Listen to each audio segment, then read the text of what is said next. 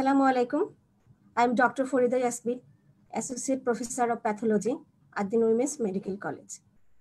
This is my first appearance at Axis Medical School. From today onwards, I will discuss about various important topics of systemic pathology. I hope these classes will help both undergraduate and postgraduate pathology students. Systemic pathology MBBS স্টুডেন্টদের কাছে এটা একটা কঠিন একটা বিষয় বলে মনে হয়। তো আমি তাদেরকে বলবো যে সিস্টেমিক প্যাথোলজিকে আমরা ধীরে ধীরে সহজ করে পড়ার চেষ্টা করব। আমার ক্লাসগুলো তোমরা অ্যাটেন্ড করো, তোমাদেরকে আমি অনেক টিপস বলে দিব যাতে করে সিস্টেমিক প্যাথোলজি পড়তে তোমাদের সহজ মনে হয়। প্রথম কথা হচ্ছে সিস্টেমিক প্যাথোলজিকে পড়তে হলে একটা সিস্টেম করে পড়তে হবে। তো ফার্স্ট সিস্টেম হচ্ছে আমরা যে সিস্টেমটা পড়ব, যেই সিস্টেমের হিস্টোপ্যাথোলজি পড়ব, সেই সিস্টেমের আমরা আগে অ্যানাটমি অর্থাৎ কি কি অর্গান এই সিস্টেমের ইনক্লুডেড আছে আমরা সেগুলো জেনে নেব। পরবর্তীতে আমরা জানব এই অর্গানগুলোর মেইন ফাংশন কি।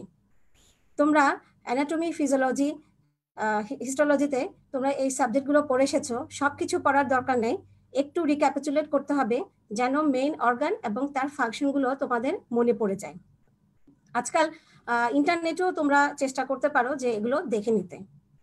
তো প্রথমে অ্যানাটমি এবং ফাংশন জানার পরে আমরা জানতে চাইবো ওই সিস্টেমে কি কি ডিজিজ হয়, এবং এই টপিকগুলো তোমাদের জন্য অত্যন্ত নতুন। যে একটা সিস্টেমে অনেকগুলো ডিজিজ থাকে, তোমরা প্রায় বলে থাকো যে এই ডিজিজগুলো আমরা কিভাবে মনে রাখবো, কিভাবে ডিজিজগুলোকে আমরা পরীক্ষা খাতায় লিখবো এবং ভাইভাতে কিভাবে অ্যান্সার করব। তো এই ডিজিজের লিস্টগুলোকে মনে রাখার জন্য আমরা একটা রুলস ফলো করব। সেই রুলসটা হচ্ছে আমরা জেনারেল প্যাথোলজিতে পড়ে এসেছি যে cellular adaptation, inflammation, haemodynamic derangement, genetics, autoimmunity এবং নিউপ্লাসিয়া। এই যে চ্যাপ্টারগুলো আমরা পড়ে এসেছি এগুলোকে আমরা মনে করে করে ডিজিজগুলোকে আমরা ক্যাটাগরিজ করব। যেমন আমরা ফার্স্ট যেটা বলবো সেটা হচ্ছে সেলুলার অ্যাডাপ্টেশন। সেলুলার অ্যাডাপ্টেশন মানে কি, যে যখন আমরা সেলের মধ্যে কোনো ফিজিওলজিক্যাল স্টিমুলাইকে অল্টার করে দেই অথবা কোনো প্যাথোলজিক্যাল স্টিমুলাই দিয়ে সেলটাকে আমরা ইরিটেট করি, তখন সেল কি করে, সার্ভাইভ করার জন্য, বেঁচে থাকার জন্য সে অ্যাডাপ্ট করার চেষ্টা করে। সে অ্যাডাপ্ট করার চেষ্টা করে কিরকম ভাবে, ধরো কোনো একটা অর্গানে যদি আমরা ব্লাড সাপ্লাই কমিয়ে দেই, নিউট্রিশন কমিয়ে দেই, ওই সেলগুলো কি হয়, সাইজে ছোট হয়ে যায়, যেটাকে আমরা বলি অ্যাট্রোপি। আবার কখনো যদি গ্রোথ ফ্যাক্টর বা হরমোনাল স্টিমুলেশন যদি আমরা বাড়িয়ে দিই, তখন আমরা দেখি সেলগুলো সাইজে বড় হয়ে যায় অথবা সংখ্যায় বেড়ে যায়, এটাকে আমরা বলি হাইপারট্রফি অ্যান্ড হাইপারপ্লাসিয়া। আবার অনেক সময় ক্রনিক ইরিটেন্ট ইফেক্ট হলে একটা সেল কি করে, এক কনভার্সন হয়ে আরেকটা সেলে চেঞ্জ হয়ে যায়, এটাকে আমরা বলি মেটাপ্লাসিয়া। এই যে অ্যাডাপটিভ চেঞ্জগুলো, এর জন্য কি হয় যে সেলগুলো বিভিন্ন সিস্টেমে বিভিন্ন রকমের প্যাথোলজি তৈরি হয়। আমি যদি এক্সাম্পল দেই, যেমন প্রোস্টেটিক হাইপারপ্লাসিয়া, এন্ডোমেট্রিয়াল হাইপারপ্লাসিয়া, তো তাহলে প্রথম যে ক্যাটাগরি অফ ডিজিজ হলো সিস্টেমিক প্যাথোলজিতে, সেটা হচ্ছে disease due to adaptive change. তাহলে এটা গেল প্রথম ক্যাটাগরি। সেকেন্ড ক্যাটাগরি ডিজিজ হচ্ছে ইনফ্লামেশন। তোমরা নিশ্চয়ই জানো যে ইনফ্লামেশন কি। খুব ছোট করে বলতে গেলে ইনফ্লামেশন হচ্ছে response of vascularised tissue towards injurious stimuli. আমরা জানি আমাদের বডি প্রায় প্রতিটা অর্গানই কিন্তু ভাস্কুলারাইজড টিস্যু, দুই একটা এক্সেপশন আছে যেমন কর্নিয়া, লেন্স, এগুলো। তো ভাস্কুলারাইজড টিস্যুগুলোতে যখন কোনো ইনজুরিয়াস স্টিমুলাই যখন ইন্ট্রোডিউস হয়, তখন যে রেসপন্সটা হয় সেটাই হচ্ছে ইনফ্লামেশন। ইনফ্লামেশন আমাদের বডি প্রত্যেকটা অর্গানই হয়, এবং আমরা ক্লিনিক্যাল সেটিংয়েও আমরা কিন্তু ইনফ্লামেটরি ডিজিজগুলোকেই বেশি ফেস করি। যেমন এখন করোনার সময় ফ্যারিঞ্জাইটিস, টনসিলাইটিস, রাইনাইটিস, তারপরে আজকে আমরা জিআইটি পড়বো, গ্যাস্ট্রাইটিস, ইসোফেজাইটিস, এরকম প্রতিটা অর্গানেই কিন্তু ইনফ্লামেটরি ডিজিজ অবশ্যই তোমার অ্যাটাক করে। তাহলে সেকেন্ড ক্যাটাগরি অফ ডিজিজ হলো ইনফ্লামেটরি ডিজিজ। তারপরে আরেকটা ক্যাটাগরি হচ্ছে disease due to hemodynamic derangement. যেমন আমরা পড়ে এসেছি যে edema, ascites, nephrotic syndrome, renal edema, cardiac edema, myocardial infarction, এই যে কতগুলো ডিজিজ যেগুলো হিমোডাইনামিক ডিরেঞ্জমেন্ট, যেমন লিমফেটিক অবস্ট্রাকশন, ভাস্কুলার পারমেবিলিটি বেড়ে যাওয়া, এগুলো অথবা অসমোটিক প্রেশার কমে যাওয়া, এগুলির কারণে যে ডিজিজগুলো হয় সেটা আরেকটা ক্যাটাগরি। এগুলো 3 নাম্বার। 4 নাম্বার ক্যাটাগরি হচ্ছে জেনেটিক ডিজিজ। আমরা জানি যে এখন যে ক্যান্সারগুলো আমাদের বডিতে অ্যাটাক করে, মোটামুটি বেশিরভাগ ক্যান্সারেরই মলিকুলার মেকানিজম এখন প্রায় আবিষ্কার হয়ে গিয়েছে। এমনকি কিছু কিছু বিনাইন ডিজিজেরও মলিকুলার মেকানিজম আমরা এখন জানি। তো সেক্ষেত্রে তার মানে বিশাল একটা গ্রুপ আছে শুধুমাত্র এই ডিজিজগুলো জেনেটিক মিউটেশনের কারণে হয়ে থাকে, যেমন down syndrome, Turner syndrome, cystic fibrosis, এরকম অনেক ডিজিজ আছে। তো আমাদেরকে এই গ্রুপের ডিজিজগুলো সম্পর্কেও আমাদের জানতে হবে। তারপরে আসো অটোইমিউন ডিজিজ। খুব সিম্পল জিনিস এটা, যে আমাদের বডিতে যখন কোনো ফরেন বডি ঢুকে তখন সেটাকে আমরা বলি অ্যান্টিজেন। তখন আমাদের ইমিউন সিস্টেম কি করে, এই অ্যান্টিজেনকে কমব্যাট করার জন্য একটা মেডিসিন তৈরি করে। এই মেডিসিনটার নাম হচ্ছে অ্যান্টিবডি। তাহলে অ্যান্টিজেন অ্যান্টিবডি যখন কমব্যাট হয়, ফাইট হয়, তখন সেখানে কিছু টিস্যু ডিস্ট্রাকশন হয় এবং এখানে একটা ডিজিজ তৈরি হয়, যেমন rheumatoid arthritis, systemic lupus erythematosus. তো এরকম আরেকটা গ্রুপ অফ ডিজিজ আছে অটো অ্যান্টিবডি, এগুলোকে আমরা বলা হয় অটোইমিউন ডিজিজ। তারপরে কিছু ডিজিজ আছে এনভায়রনমেন্টের অকুপেশনাল হ্যাজার্ডের কারণে হয়, যেমন যারা কয়লা খনিতে কাজ করে, ডাস্টে কাজ করে, নিউমোকনিওসিস, অ্যানথ্রাকোসিস, অ্যাসবেস্টোসিস, এরকম অকুপেশনাল হ্যাজার্ডের কারণে কিছু ডিজিজ তৈরি হয়, এগুলোকে আমরা বলি অকুপেশনাল ডিজিজ। তারপরে ম্যালনিউট্রিশন, ওভারওয়েট অথবা আন্ডারওয়েট, প্রোটিন এনার্জি ম্যালনিউট্রিশন, কোয়াশিওরকম, মেরাসমাস এবং ওবিসিটি, এই ডিজিজগুলো হচ্ছে ম্যালনিউট্রিশনের কারণে হয়ে থাকে। এবং লাস্টলি আমরা যে ক্যাটাগরিটা পড়ি সেটা হচ্ছে নিওপ্লাস্টিক ডিজিজ। সো আমরা প্রত্যেকটা সিস্টেমকে যদি এভাবে ক্যাটাগরি করে পড়ি তাহলে আমাদের ডিজিজগুলো লিস্ট মনে রাখতে তেমন একটা অসুবিধা হবে না। তাহলে আমি আবারও বলি যে আমরা প্রথমে অ্যানাটমি এবং ফাংশন জেনে নিলাম একটা সিস্টেমের, তারপরে আমরা ডিজিজগুলোকে ক্যাটাগরি করে ডিজিজের লিস্টগুলোকে আমরা মাথায় রাখার চেষ্টা করব। এখন আসো, এই যে এতগুলো ডিজিজ আমরা বললাম, এতগুলো ডিজিজের ক্যাটাগরি বললাম, এটাকে আমরা কিভাবে স্টাডি করব। আমাদের জেনারেল প্যাথোলজি শুরুতেই এই ব্যাপারে আমাদের একটা ফর্মুলা দেওয়া আছে। সেখানে কি বলা আছে? সেখানে বলা আছে যে what is pathology. Pathology means study of disease, মানে ডিজিজকে স্টাডি করাই প্যাথোলজির কাজ। এখন ডিজিজকে স্টাডি করতে গেলে আমাদের কিছু স্টেপ ফলো করতে হয়, 4টা স্টেপ আমাদেরকে ফলো করতে হয়। সেই 4টা স্টেপ আমি তোমাদের সংক্ষেপে বলছি। প্রথমে হচ্ছে ইটিওলজি অফ দ্য ডিজিজ, অর্থাৎ ডিজিজটা কি কারণে হচ্ছে, সেটা যে সিস্টেমের যে ডিজিজটাই হোক, প্রথম আমাকে জানতে হবে ডিজিজটা কেন হচ্ছে। সেকেন্ডলি, আমাকে জানতে হবে মেকানিজম অফ ডিজিজ প্রোডাকশন, অর্থাৎ কিভাবে ডিজিজটা হচ্ছে, কিভাবে ইনফেকশাস এজেন্টটা বডিতে ঢুকলো, ঢুকে সে কি কি কাজ করলো, এই যে কিভাবে ডিজিজটা হলো, এই যে মেকানিজম, এটাই হচ্ছে প্যাথোজেনেসিস। তো আমরা জেনারেল প্যাথোলজি নলেজ থেকে আমরা ইটিওলজি এবং প্যাথোজেনেসিস আমরা অনেকটাই জেনে এসেছি। এখন আমাকে সিস্টেমিক প্যাথোলজিতে এসে নতুন করে যেটা শিখতে হবে সেটা হচ্ছে third point, histomorphology and gross morphology. সেটা হচ্ছে কি, যে ডিজিজ প্রসেসের কারণে একটা অর্গানে খালি চোখে যে যে চেঞ্জগুলো হচ্ছে সেটা হচ্ছে গ্রস মরফোলজি। আর এই অর্গানটাকে কেটে ছোট করে প্রসেসিং করে স্টেইন করে আমরা যখন মাইক্রোস্কোপের নিচে দেখব তখনও আমরা সেখানে কিছু পরিবর্তন দেখতে পাবো, সেটাকে বলা হচ্ছে হিস্টোপ্যাথোলজি অথবা মাইক্রোস্কোপিক ফিচার। তাহলে আমাকে গ্রস মরফোলজি এবং মাইক্রোস্কোপিক মরফোলজি, এই দুটো জিনিস আমাকে সিস্টেমিক প্যাথোলজিতে শিখতে হবে। এবং ফোর্থ যে পয়েন্টটা, যেটা স্টাডি অফ ডিজিজের পয়েন্ট, সেটা হচ্ছে clinical manifestation due to underlying histomorphological change, অর্থাৎ হিস্টোমরফোলজিক্যাল চেঞ্জের কারণে পেশেন্টের কি কি ক্লিনিক্যাল ম্যানিফেস্টেশন হচ্ছে। সো আমি আবারও বলি, এই 4টা পয়েন্ট আমাকে প্রত্যেকটা ডিজিজের ব্যাপারে স্টাডি করতে হবে: aetiology, pathogenesis, histomorphology and gross morphology, and then clinical manifestation. এভাবে যদি আমি ডিজিজগুলোকে ক্যাটাগরি করে এবং এই পয়েন্টগুলো ধরে ধরে আমি পড়ি, তাহলে আমার মনে হয় কোনো ডিজিজ বুঝতে আমাদের অসুবিধা হবে না। আমরা প্যাথোলজিটা কেন পড়বো? প্যাথোলজিস্ট হওয়ার জন্য? আমি আমার স্টুডেন্টদের বলি যে প্যাথোলজি পড়তে হবে ভালো একজন ডক্টর হওয়ার জন্য। আমরা যখন ক্লিনিক্যাল সাবজেক্ট পড়বো, মেডিসিন সার্জারি পড়বো, তখনও আমরা এই ডিজিজগুলো নিয়েই পড়াশোনা করব। আমরা যত বেশি প্যাথোলজি, প্যাথোজেনেসিস বুঝতে পারবো, তত বেশি আমরা পেশেন্টের ডিজিজটাকে আমরা ডায়াগনোসিস করতে আমাদের সহজ হবে এবং পেশেন্টকে ম্যানেজ করতেও অনেকটাই সহজ হয়ে যাবে। তো আমরা এই গেল আমার শুরুর কথা। এখন আসো আমরা আজকে যে জিনিসটা পড়াবো সেটা হচ্ছে গ্যাস্ট্রোইন্টেস্টাইনাল ট্র্যাক্ট, হিস্টোলজি এবং হিস্টোপ্যাথোলজি।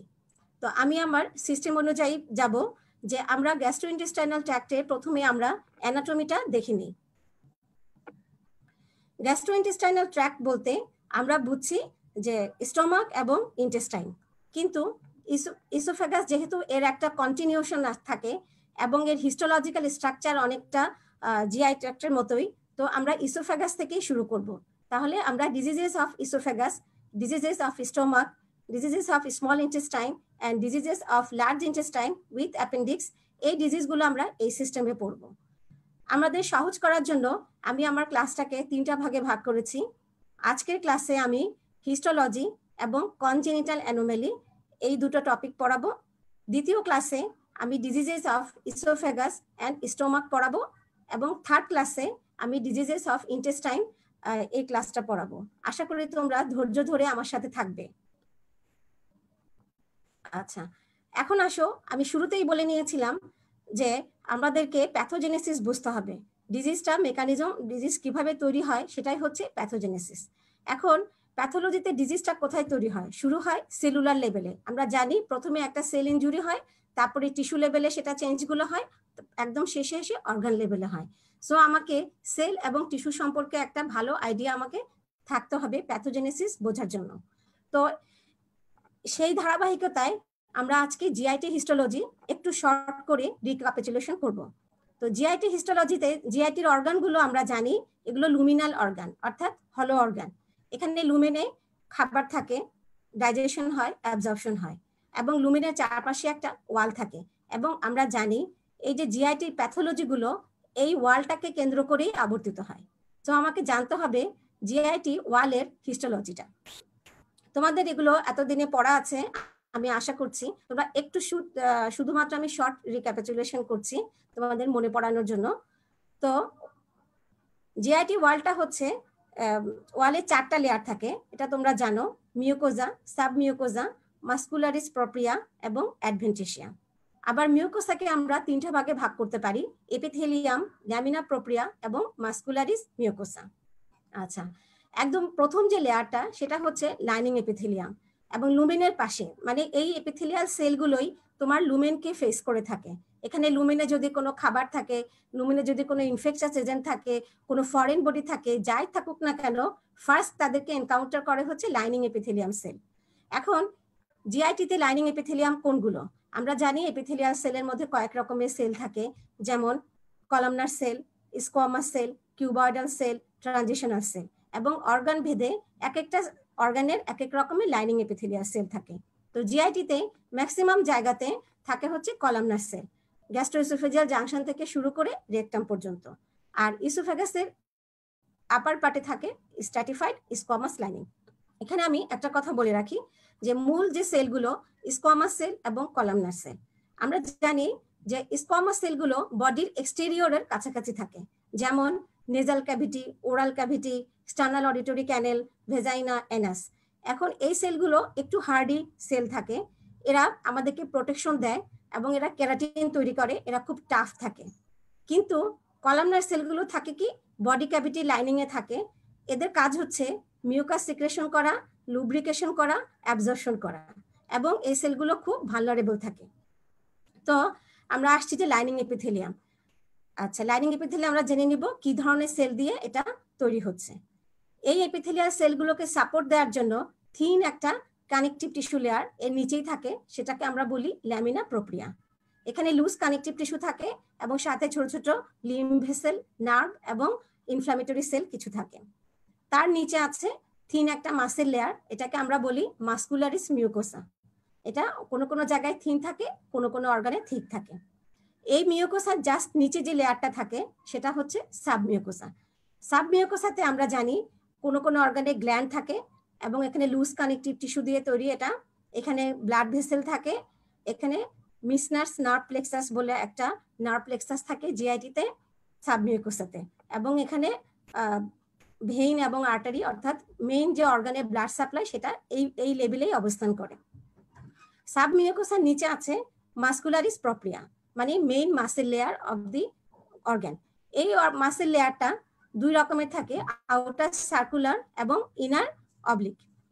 তো এই দুটো মাসেল লেয়ারের মাঝখানে একটা নার্ভ প্লেক্সাস থাকে, সেটা হচ্ছে মাইন্টেরিক প্লেক্সাস। আমরা যখন হার্শপার্ং ডিজিজ পড়বো তখন আমরা মাইন্টেরিক প্লেক্সাস সম্পর্কে একটু জানবো। এবং সবার শেষে আউটার মোস্ট লেয়ার হচ্ছে অ্যাডভেন্টিসিয়া, বা যেটাকে আমরা সেরোসাও বলতে পারি, এটা মেজোথেলিয়াল লাইন একটা লেয়ার। তো এটা হচ্ছে আমাদের শর্ট হিস্টোলজি অফ জিআইটি। এখন আসো জিআইটি তে অন্তর্ভুক্ত যে অর্গানগুলো আছে, ইসোফাগাস, স্টোমাক এবং ইন্টেস্টাইন, এগুলোকে আমি একটু শর্ট হিস্টোলজি তোমাদের দেখাচ্ছি। অরিজিনাল ডায়াগ্রাম এটা। এখানে দেখো একদম লুমেনের সাথে আছে লাইনিং এপিথেলিয়াম, অর্থাৎ, এবং ইসোফাগাসের লাইনিং এপিথেলিয়াম কি স্ট্র্যাটিফাইড স্কোয়ামাস লাইনিং এপিথেলিয়াম। এখানে আমরা স্কোয়ামাস সেলগুলো বুঝতে পারছি। তার ঠিক নিচেই একটা কানেকটিভ টিস্যু লেয়ার, সেটা হচ্ছে ল্যামিনা প্রোপ্রিয়া, এবং তার নিচে আছে থিন একটা মাসেল লেয়ার, এটা হচ্ছে মাসকুলারিস মিউকোজি, এবং তার নিচে হচ্ছে একটা কানেকটিভ টিস্যু লেয়ার, এটা হচ্ছে সাবমিউকোসা। এবং এখানে দেখো ইসোফেজিয়াল গ্ল্যান্ডগুলো আমরা বুঝতে পারছি। তারপরে আছে মাসকুলারিস এক্সটার্না, এখানে আউটার লঙ্গিটিউডিনাল এবং ইনার সার্কুলার মাসেল লেয়ার আছে, এবং সবার বাইরে অ্যাডভেন্টিসিয়া। আমি যখন ইসোফেগাসের ডিজিজ পড়াবো তখন আমি আরেকবার হিস্টোলজিটা দেখাবো। আচ্ছা, স্টোমাক। স্টোমাকের আমরা জানি অ্যানাটমিক্যালি 4টা পার্ট থাকে, কার্ডিয়াক পার্ট, ফান্ডাস, বডি এবং পাইলোরিক পার্ট। এখন আসো, কিন্তু হিস্টোলজিক্যালি আমরা কার্ডিয়াক পার্ট এবং পাইলোরাসের গ্ল্যান্ডগুলো একই রকম দেখতে হয়, সেজন্য, আর ফান্ডাস এবং বডিটা একই রকম দেখতে হয়, সেজন্য আমরা দুটো ভাগেই আমরা হিস্টোলজিটা বোঝার চেষ্টা করছি। সেটা হচ্ছে ফান্ডাসে দেখো এখানে গ্ল্যান্ডগুলো স্ট্রেট থাকে, এবং ফান্ডাস এবং বডি থেকে আমরা জানি অ্যাসিড সিক্রেশন হয়। সো এই লেয়ার থেকে acid secreting cell, chief cell এবং মিউকাস নেক সেল, 3 ধরনের সেলের অবস্থান এখানে পাওয়া যাবে। স্টোমাকের যে এপিথেলিয়াম, সেটা হচ্ছে আমরা দেখতে পাচ্ছি কলামনার লাইনিং, এবং এই এপিথেলিয়ামের আপার পার্টকে আমরা বলি ফোবিউলার এপিথেলিয়াম। আর ফোবিউলাগুলোর মাঝে মাঝে যে স্পেসটা থাকে সেখানে গ্ল্যান্ডগুলো ওপেনিং হয়, এটাকে বলা হয় গ্যাস্ট্রিক পিট। আর এখানে গ্যাস্ট্রিক গ্ল্যান্ডসগুলো স্ট্রেট থাকে, এবং এখানে 3 ধরনের সেল থাকে। তাহলে এই স্ট্রাকচার এবং গ্ল্যান্ডগুলো এবং এই সেলগুলো দেখে আমরা স্টোমাকের ফান্ডাসটা চিনতে পারবো। অন্যদিকে পাইলোরিক পার্টে এসে দেখো গ্ল্যান্ডগুলো ইন্টেস্টাইনের গ্ল্যান্ডের মতো শুধু মিউকাস সিক্রেটিং গ্ল্যান্ড থাকে এখানে, এবং এখানে কোনো চিপ সেল বা প্যারাইটাল সেল থাকে না। এবং এই এরিয়াটা তোমার গ্যাস্ট্রিক আলসার, পেপটিক আলসার ডিজিজের জন্য বেশি ভালনারেবল বা প্রোন থাকে। তাহলে লাইনিং এপিথেলিয়াম হচ্ছে কলামনার লাইনিং, এবং এখানে মিউকাস সিক্রেটিং গ্ল্যান্ড। এই দেখে আমরা স্টোমাকের পাইলোরাসটাকে আইডেন্টিফাই করতে পারবো। এরপরে আসো স্মল ইন্টেস্টাইন।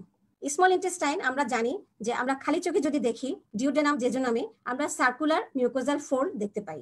সেই সার্কুলার মিউকোজাল ফোল্ডগুলো মাইক্রোস্কোপের নিচে দেখা যাচ্ছে ভিলাস আকারে, ফিঙ্গার লাইক প্রজেকশন, এগুলোকে আমরা বলি ভিলাই।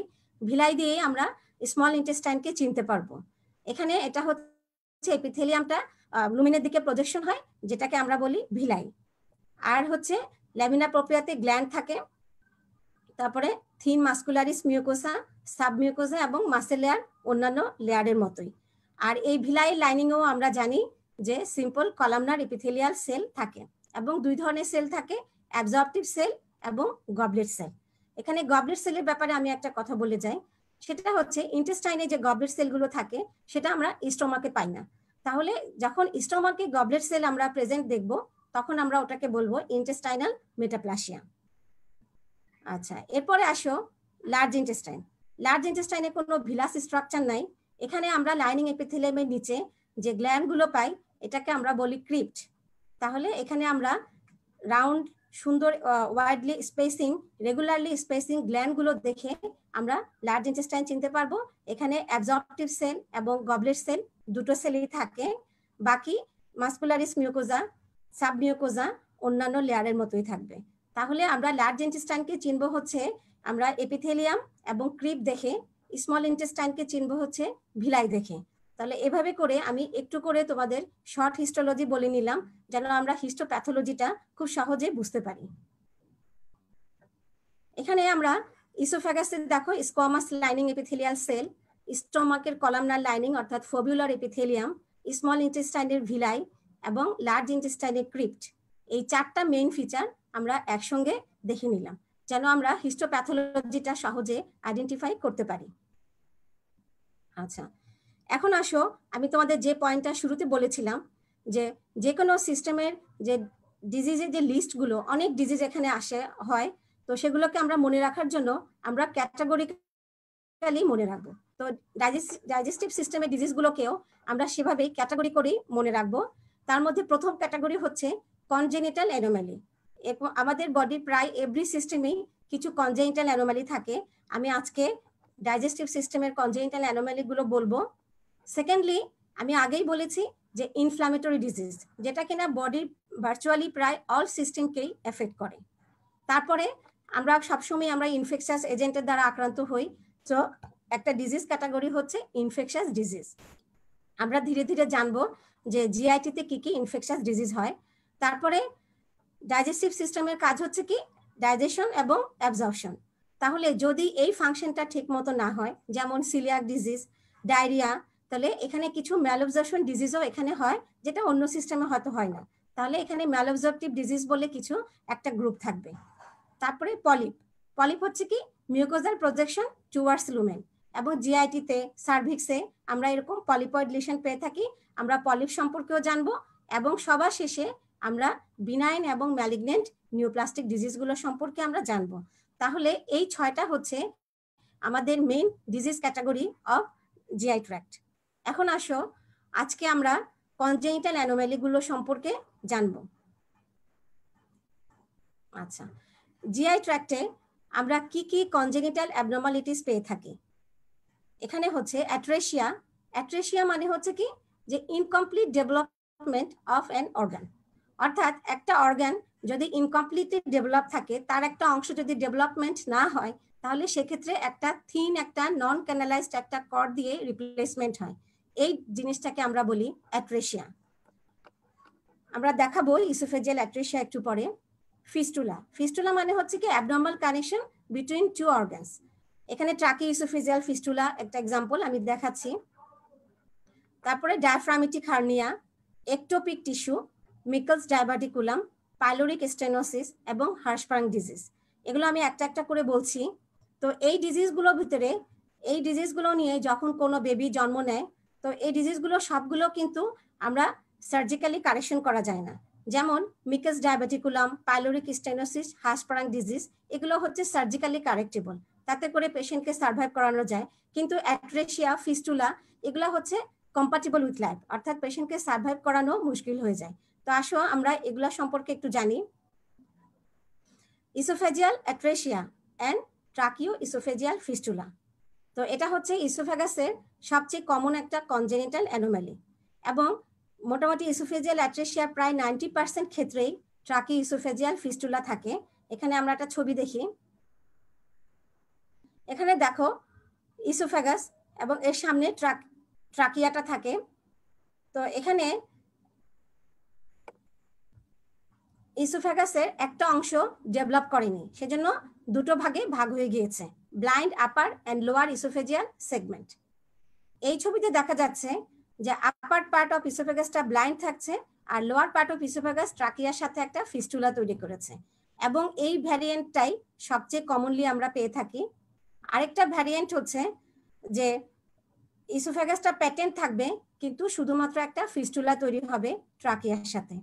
তো এরকম একটা বাচ্চা যখন জন্মগ্রহণ করে এই ধরনের অ্যানোমালি নিয়ে, আমরা অবশ্যই এটা বুঝতে পারছি যে এটা কম্পাটিবল উইথ লাইফ, অর্থাৎ পেশেন্টটাকে সার্ভাইভ করানো একটু টাফ। আচ্ছা, এরপরে আসো স্টেনোসিস।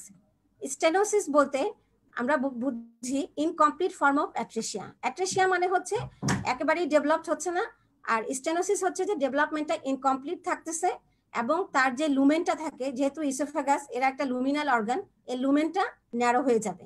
আচ্ছা, একটা ইসোফেগাসের ওয়ালটা লুমেনের ন্যারো হবে কেন? যখন এর ওয়ালে যে মাস্কুলার লেয়ারটা থাকে, আমরা মাস্কুলারিস প্রোপ্রিয়া বলেছিলাম, outer longitudinal and inner circular, এই মাসেল লেয়ারটা যখন থিকেনিং হয়ে যায়, স্বাভাবিকভাবেই আমরা বুঝতে পারছি যে লুমেনটা ন্যারো হয়ে যাবে। এটাকে আমরা বলছি স্টেনোসিস। এই স্টেনোসিসটা জিআই ট্র্যাক্টের যে কোনো পার্টকেই ইনভলভ করতে পারে, তার মধ্যে ইসোফেগাস এবং স্মল ইন্টেস্টাইন এটা হচ্ছে সবচেয়ে কমনলি এফেক্টেড। একটা এক্সাম্পল হচ্ছে হাইপারট্রফিক পাইলোরিক স্টেনোসিস। এই ডিজিজটা দেখা যাচ্ছে 1000টা বাচ্চার ভিতরে 1 থেকে 3টা বাচ্চার মধ্যে হতে পারে। ফার্স্ট বর্ন মেল বেবিতে এটা ফ্রিকোয়েন্সি বেশি দেখা যায়, এবং ব্লাড গ্রুপ ও এবং বি হলে এখানে এটা ফ্রিকোয়েন্সি বেশি দেখা যায়। এবং যদি মায়ের হিস্ট্রি থাকে পাইলোরিক স্টেনোসিস হওয়ার, অথবা মা যদি ম্যাক্রোলিডস জাতীয় ড্রাগসের হিস্ট্রি থাকে, সেক্ষেত্রে এই ডিজিজটা হওয়ার টেন্ডেন্সি বেশি থাকে। এখানে আমরা দেখতে পাচ্ছি স্টোমাকের পাইলোরিক পার্ট লুমেনটা অত্যন্ত সরু বা ন্যারো হয়ে গেছে। কিভাবে ন্যারো হলো? এখানে পাইলোরাসের যে মাসেল লেয়ারটা ছিল, মাস্কুলারিস প্রপ্রিয়া লেয়ারটা, যেটা আমরা হিস্টোলজিক্যালি দেখে এসেছি, সেই লেয়ারটা হাইপারট্রফি হবে। হাইপারট্রফি হয়ে মাসেলের সেলগুলো বড় হয়ে যাবে এবং তখন লুমেনটা ন্যারো হয়ে যাবে। এখানে আমরা বুঝতেই পারছি একটা বাচ্চা জন্মের পরে যখন এরকম ডিজিজ নিয়ে জন্মগ্রহণ করে, বাচ্চাটার কি সিমটম হতে পারে? বাচ্চাটা খাবার পরে প্রজেক্টাইল ভমিটিং হবে। এখানে আমরা দেখো ছবিতে দেখতে পাচ্ছি একটা বেবি এরকম একটা পার অ্যাবডোমেন, একটা ওভয়েড মাস, ফার্ম একটা মাস আমরা পালপেট করতে পারছি, এবং পেশেন্টের হিস্ট্রি থাকবে যে সে প্রজেক্টাইল ভমিটিং।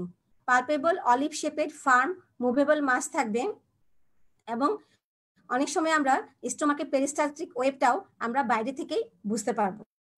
তা আমরা এটাকে কনফার্ম করব কিভাবে? আলট্রাসোনোগ্রাফি করলে আমরা দেখতে পাবো যে ওয়াল থিকনেসটা বেশি হয়ে গিয়েছে এবং ডায়ামিটারটা, লুমেনের ডায়ামিটারটা কমে গিয়েছে। এটা আমরা আলট্রাসোনোগ্রাফি করে আমরা ডায়াগনোসিস করতে পারবো। খুব ছোট্ট একটা অপারেশন, মায়োটমি অপারেশন করে এই যে মাসেল লেয়ারটাকে স্প্লিট করে দেওয়া হয়, তাতেই পেশেন্টকে মোটামুটি রিলিভ করা যায়। আচ্ছা, আশা করছি এ পর্যন্ত তোমরা বুঝতে পেরেছো এবং তোমাদের বোরিং লাগছে না। আমি আজকে প্রথম ক্লাস খুব বেশি লেংদি করব না, আমরা আর কয়েকটা কনজেনিটাল অ্যানোমালি পড়ে আজকের ক্লাস শেষ করব। তোমাদের জন্য যদি কোনো প্রশ্ন থাকে অবশ্যই আমাকে কমেন্ট বক্সে জানাবে, আমি ইনশাল্লাহ অ্যান্সারগুলো করব। আরেকটা congenital anomaly of GI tract, যেটা তোমাদের পরীক্ষার জন্য ইম্পর্টেন্ট, ভাইভাতেও জিজ্ঞেস করা হয়, সেটা হচ্ছে মিকেল ডায়াভার্টিকুলাম। ডায়াভার্টিকুলাম বলতে আমরা সাধারণত বুঝি একটা ব্লাইন্ড আউটপাচিং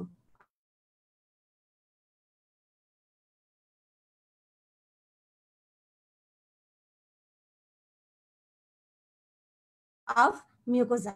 যেমন এখানে একটা মিউকোজা থেকে একটা আউটপাচিং বাইরের দিকে বেরোচ্ছে, মিকেল ডায়াভার্টিকুলাম, এবং এটাও একটা কমন একটা কনজেনিটাল জিআই অ্যানোমালি। আচ্ছা, এখন আসো এই মিকেল ডায়াভার্টিকুলামটা কি?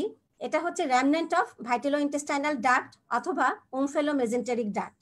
আমরা জানি আমাদের এমব্রায়োনিক লাইফে ইয়ক স্যাকের সাথে ইন্টেস্টাইনের যে কানেকশন থাকে ভাইটেলাইন ডাক্টের মাধ্যমে, পরবর্তীতে এই ডাক্টটা অ্যাবজর্ব হয়ে যায় এবং 7 উইকসের মধ্যে। তো যখন এটা যদি কোনো কারণে অ্যাবজর্পশন হতে না পারে মিকেলস ডায়াবেটিক ভাইটেলাইন ডাক্টটা, তখন সেটা মিকেলস ডায়াবেটিকুলাম হিসেবে এই ইন্টেস্টাইনের সাথে এরকম অ্যাটাচড হয়ে থাকে। The blind pouch is located on the anti-mesenteric side of the small bowel. তাহলে আমরা এই ডায়াবেটিকুলামের একটা স্পেশাল একটা কিছু ক্রাইটেরিয়া আছে, আমরা জানি রুল অফ 2। এটা আমরা একটু দেখে নেই যে মিকেলস ডায়াবেটিকুলাম এটা হচ্ছে পপুলেশনের 2%, অর্থাৎ 100তে 2টো পেশেন্টের মধ্যে এটা থাকতে পারে, এবং এটা আইলিওসিক্যাল ভালভ থেকে 2 ফিট বা 85 সেন্টিমিটার প্রক্সিমালি অবস্থান করে। এটা লেংথ থাকে প্রায় 2 ইঞ্চি বা 5 সেন্টিমিটার, এবং এটা ফিমেলের চাইতে মেল বেবিতে এটা ডাবল হওয়ার চান্সটা বেশি থাকে, এবং অনেক সময় এটা যদি সিমটম তৈরি হয় তাহলে সেটা 2 বছরের মধ্যেই এটা সিমটম বের হবে, সিমটম প্রকাশ করবে।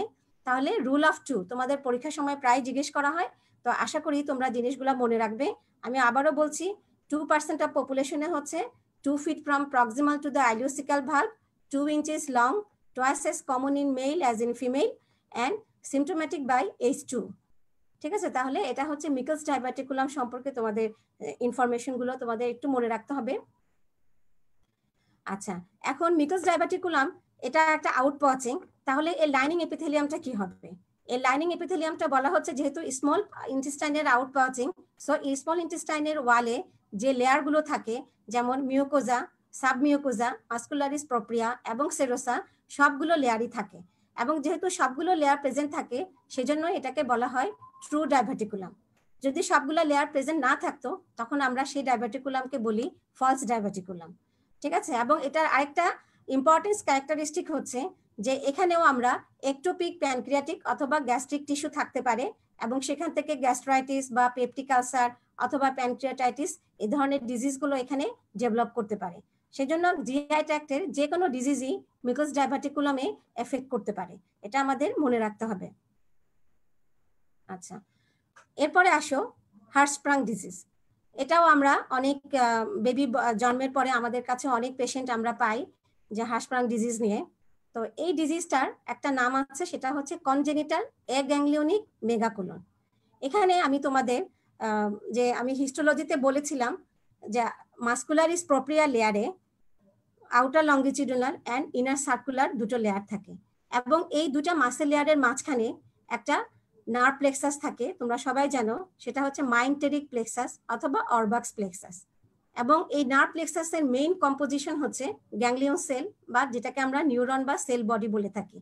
তো এই গ্যাংলিয়ন সেল এর কাজ হচ্ছে কি, এই যে মাসেলগুলোর স্মুথ কোঅর্ডিনেশন মুভমেন্ট করা, যেন পেরিস্টাসিসটা ঠিক মতো কোঅর্ডিনেটেড ওয়েতে পেরিস্টাসিস হতে পারে, ফুড প্যাসেজটা নর্মালি প্যাসেজ ডাইজেশন অ্যাবজর্পশন এই কাজটা ঠিক মতো হতে পারে। তো পেরিস্টাসিসকে মেনটেন করাই হচ্ছে এই মাইন্টেরিক প্লেক্সাসের প্রধান কাজ।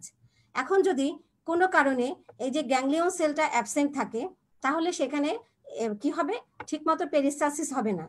অর্থাৎ খাবার একটা জায়গায় এসে এখানে পেরিস্টাসিস হতে হতে প্রক্সিমাল পার্টটা ডাইলেটেড হতেই থাকবে এবং যে জায়গাটাতে গ্যাংলিয়ন নাই সেখানে কোনো পেরিস্টাসিস থাকবে না। সো একটা জায়গাটা প্রক্সিমাল পোর্শনটা ডাইলেটেড হয়ে যাবে। সেজন্য এই ডিজিজটার নাম হয়েছে কনজেনিটাল অ্যাগ্যাংলিওনিক মেগাকোলন এবং এটা হচ্ছে লোয়ার জিআই অবস্ট্রাকশনের একটা মোস্ট কমন কজ। এটা developmental disorder of enteric nervous system এবং এখানে সাবমিউকোসাতে এবং মাস্কুলার লেয়ারে যে নার্ভ প্লেক্সাস থাকে সেগুলো অ্যাবসেন্ট থাকে। আচ্ছা, এই হার্সপ্রাং ডিজিজের প্যাথোজেনেসিস যদি আমরা বলতে চাই, আমরা একটু এমব্রায়োলজিতে যাব। আমরা জানি যে নার্ভ সেলগুলো হচ্ছে নিউরাল ক্রেস্টের ডেরিভেটিভস এবং এই নিউরাল ক্রেস্ট সেলগুলো কি হয় যে জন্মের আগেই রেকটাম সিকাম থেকে রেকটামের দিকে মাইগ্রেশন হবে এবং সেখানে সে ম্যাচিউর হয়ে সে তার ফাংশনগুলো করবে। তো যদি কোনো কারণে নিউরাল ক্রেস্ট সেলের এই মাইগ্রেশনটা প্রিম্যাচিউর অ্যারেস্ট হয় বা মাইগ্রেশনটা হয় না, তখন সেখানে এই যে সাবমিউকোজাল যে নার্ভ প্লেক্সাস এবং মাইন্টেরিক যে প্লেক্সাস এই দুটো অ্যাবসেন্ট থাকবে এবং যেই সেগমেন্টে এই নার্ভ প্লেক্সাস গুলো অ্যাবসেন্ট থাকবে সেই সেগমেন্টে কোনো পেরিস্টালসিস হবে না এবং সে কারণে কি হবে,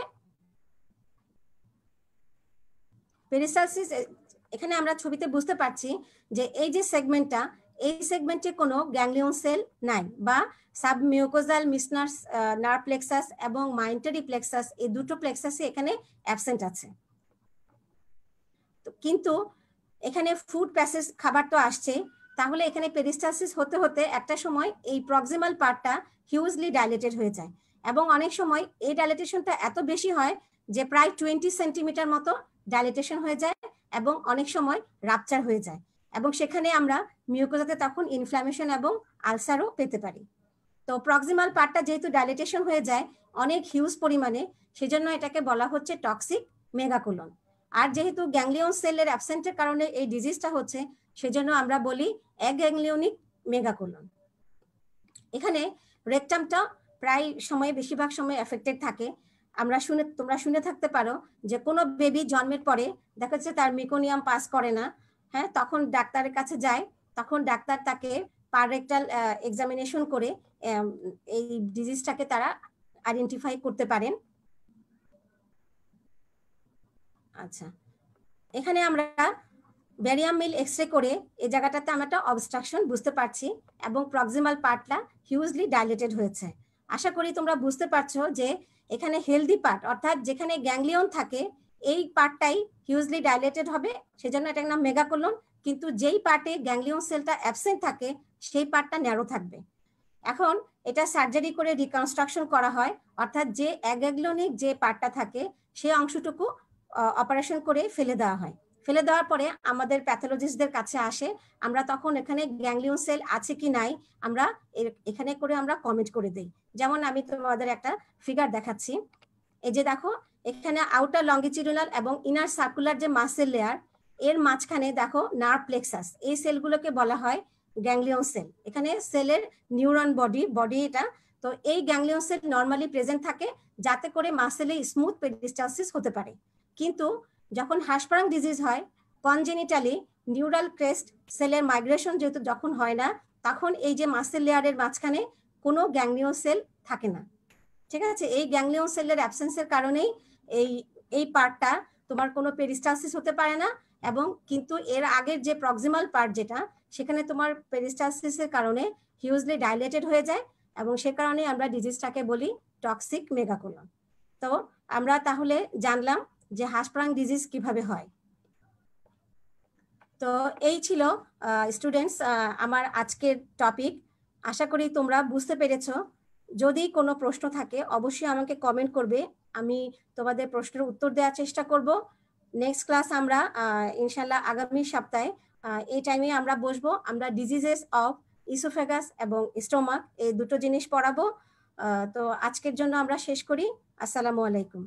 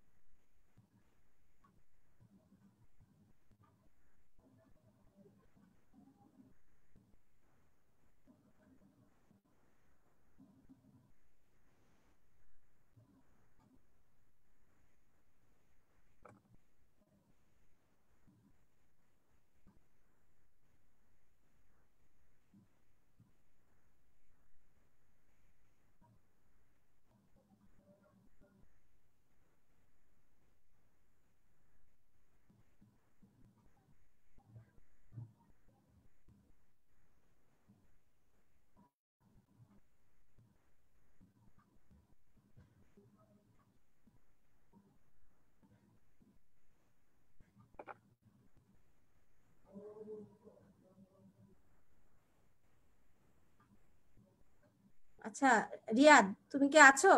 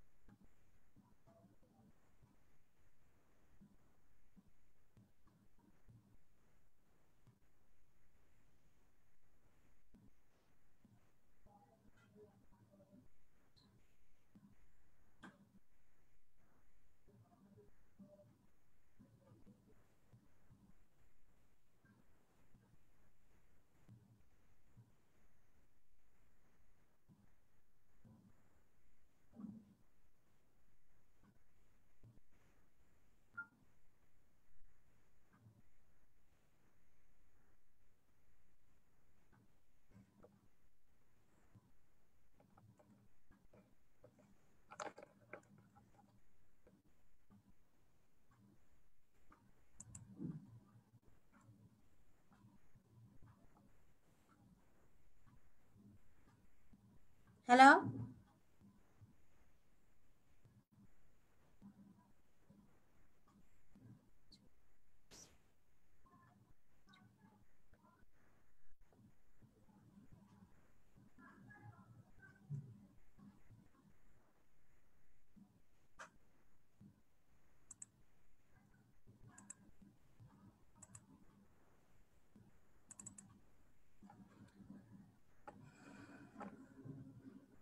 আচ্ছা, অনেকে আমাকে থ্যাঙ্কস জানিয়েছো, সবাইকে থ্যাঙ্কস, ওয়েলকাম। নুসরাত জয়া, শবনম জারিন মিম, রাজু আহমেদ। রাজু আহমেদ প্রশ্ন করেছে, ম্যাম কি কনজেনিটাল ডিজিজগুলো হওয়ার পিছনে প্রেগনেন্সি টাইমে কোনো কিছুর উপর ডিপেন্ড করে কিনা? হ্যাঁ, অবশ্যই।